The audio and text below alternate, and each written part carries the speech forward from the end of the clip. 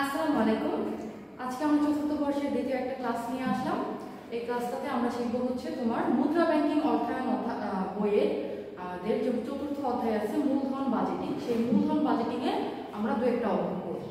তো মূলধন বাজেটিং অধ্যায়ের মধ্যে আমাদের হচ্ছে বিভিন্ন ধরনের প্রকল্প থাকে। এই প্রকল্পগুলো আমার হচ্ছে বিভিন্ন প্রক্রিয়ার মাধ্যমে আমার বাছাই করতে হয় কোন প্রকল্প থেকে আমার হচ্ছে লাভ হবে বা কোন প্রকল্পতে বিনিয়োগ করলে আমার হচ্ছে টাকাটা ফেরত আসবে বা কতটুকু লাভ হবে এই জিনিসটা হচ্ছে আমাদের বের করতে হয়। তো এর মধ্যে আমাদের হচ্ছে একটা পদ্ধতি আছে, সেই পদ্ধতি হচ্ছে সময় পরিশোধ পদ্ধতি বা পেব্যাক পিরিয়ড। মানে আমি একটা প্রকল্পে বিনিয়োগ করলাম, বিনিয়োগ করার কতদিনের মধ্যে আমার বিনিয়োগকৃত টাকাটা ফেরত আসবে সেটা আমরা বের করি। যেমন একটা প্রকল্প যদি 5 বছরের হয়, এই 5 বছরের প্রকল্পে আমি যদি 1 লক্ষ টাকা বিনিয়োগ করি, সেই 1 লক্ষ টাকা 5 বছর কিন্তু আমার প্রকল্পটা চলমান থাকবে, কিন্তু 1 লক্ষ টাকা আমি কবে ফেরত পাবো সেটা হচ্ছে আমরা বের করার চেষ্টা করি। এই বের করার চেষ্টাটাই হচ্ছে আমাদের সময় পরিশোধ পদ্ধতি বা পে ব্যাক পিরিয়ড। তো এটার আমি হচ্ছে একটা অঙ্ক তুলে রেখেছি। এই পে ব্যাক পিরিয়ডের মধ্যে দেখো এটা হচ্ছে পে ব্যাক পিরিয়ড, এটা হচ্ছে একটা মেথড। এই মেথডের সূত্রটা হচ্ছে a plus NCO minus c by হচ্ছে d। এই NCO যেটা সেটা হচ্ছে আমাদের নিট বিনিয়োগ, মানে কত টাকা আমি হচ্ছে বিনিয়োগ করছি, প্রকল্পে কত টাকা বিনিয়োগ করা হচ্ছে এটা হচ্ছে NCO। এখন এই সূত্রের মধ্যে যে জিনিসগুলো আছে সেগুলো আমি লিখে রেখেছি। দেখো এ হচ্ছে যে বছরে অর্জিত মোট নগদ প্রবাহ নিট বিনিয়োগের কাছাকাছি যায়। মানে আমাদের যে পেব্যাক পিরিয়ড আছে এটা বের করার জন্য প্রত্যেক বছরে কি পরিমাণ টাকা আমার কাছে আসতেছে, কি পরিমাণ টাকা আসবে সেটা নিয়ে আমার হিসাব করতে হয়। মানে আমাদের সময় পরিশোধ পদ্ধতি বের করার জন্য অবশ্যই নগদ আন্তঃপ্রবাহটা আমাদের লাগবে। তো এই নগদ আন্তঃপ্রবাহের মধ্যে মানে আমাদের প্রকল্প যত বছরের থেকে প্রত্যেক বছরে আমাদের কিছু নগদ আন্তঃপ্রবাহ থাকে। এই নগদ আন্তঃপ্রবাহগুলোর মধ্যে কোন বছরে যে আমাদের মোট নগদ আন্তঃপ্রবাহটা আমাদের যে টাকাটা আমরা বিনিয়োগ করেছিলাম সেই বিনিয়োগের কাছাকাছি হবে, সেই বছরটা হচ্ছে আমাদের এ। মানে যে বছরে আমাদের অর্জিত মোট নগদ প্রবাহ নিট বিনিয়োগের কাছাকাছি হয়। যেমন এখানে আচ্ছা অঙ্কের জিনিসটা পরে বুঝাই। NCO হচ্ছে আমাদের নিট বিনিয়োগ আর C হচ্ছে আমাদের এই যে এখানে যে আমাদের এ বছরটা বের হয়েছে, এই এ বছর পর্যন্ত অর্জিত মোট নগদ আন্তঃপ্রবাহ, মানে প্রত্যেকটা বছরেরটা আমরা যোগ করে মোট বের করব, সেই মোট নগদ আন্তঃপ্রবাহ মানে এ বছরে এ যে বছরটা হবে সেই বছরের মোট নগদ আন্তঃপ্রবাহ হচ্ছে C আর D হচ্ছে এই এ বছরের পরবর্তী বছরের নগদ আন্তঃপ্রবাহ। এটা হচ্ছে আমাদের সূত্র। এই সূত্রটা আমাদের ব্যবহার করে কাজ করতে হবে। এখানে আমি একটা অঙ্ক তুলে রেখেছি।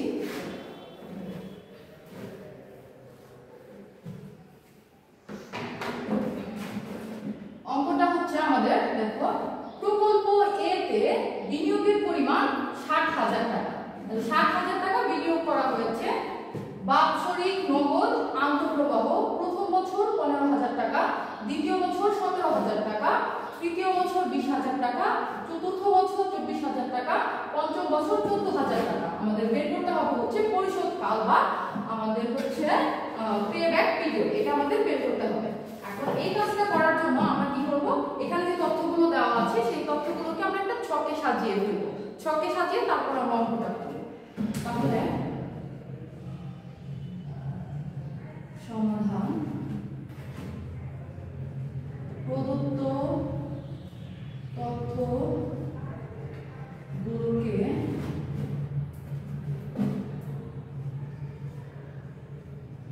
তালিকায় সাজিয়ে পরিশোধকাল বের করা হবে।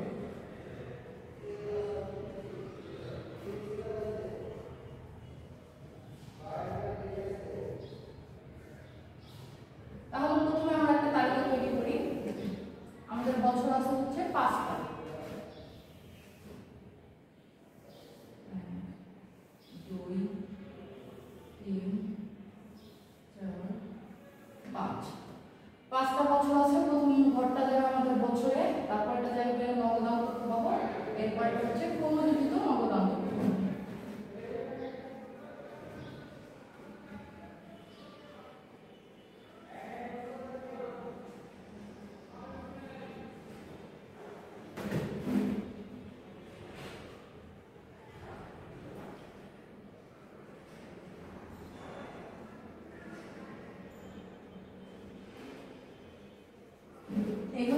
3টা ঘর করলাম, এই 3টা ঘর নিয়ে আমাদের কাজ করতে হবে। বছর আছে 5টা, 1 2 3 4 5।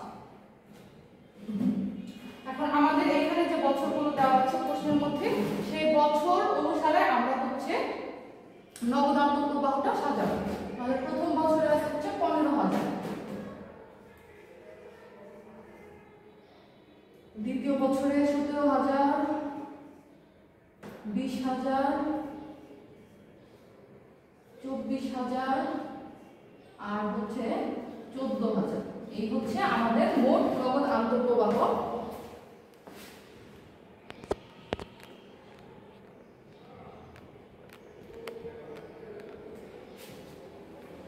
এখন আমরা ক্রমযোজিত নগদ আন্তঃপ্রবাহটা বের করে ফেলি। এটা সম্ভবত সবারই মনে আছে, আমরা ফার্স্ট ইয়ারে করেছি। প্রথম ঘরটা হবে 15,000, এই ঘরে যেটা আছে সেটা আমাদের বসবে।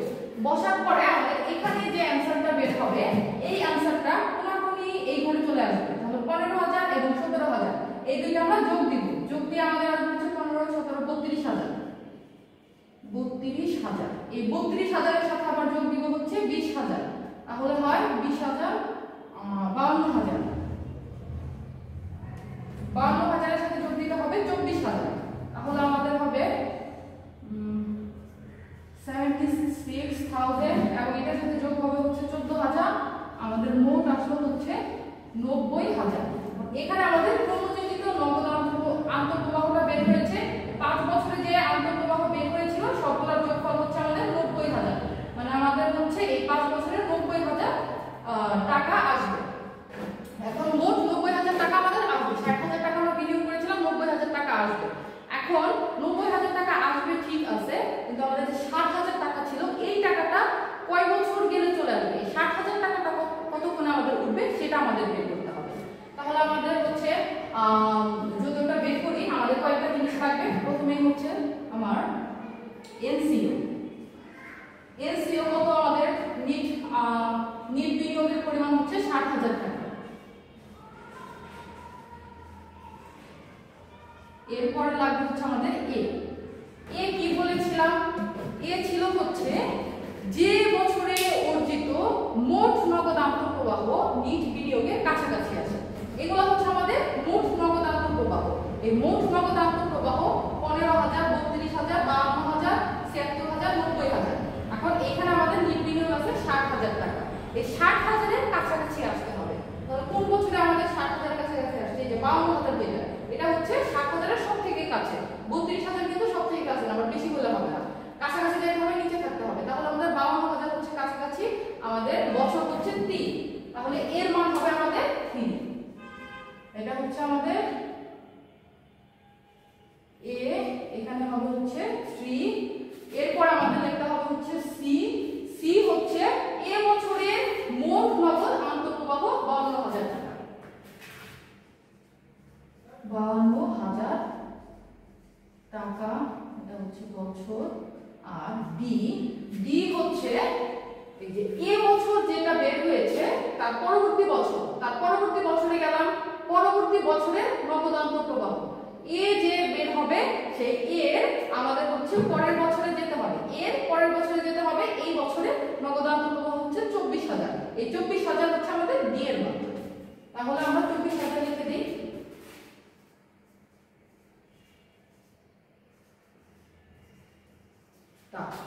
আমাদের সবগুলো জিনিস চলে আসলো। এখন আমাদের জাস্ট পেব্যাক পিরিয়ডটা বের করতে হবে। ই বি পি সমান সমান এ প্লাস এনসিও মাইনাস সি বাই ডি। এ আছে আমাদের 3 প্লাস এনসিও হচ্ছে 60,000 মাইনাস সি 52,000 ভাগ হচ্ছে 24,000। তাহলে 3 প্লাস আমাদের 60,000 থেকে 52,000 যাবে, তাহলে এখানে থাকবে হচ্ছে 8,000 আর নিচে আছে 24,000। 3টা শূন্য গেলে 8 বাই 24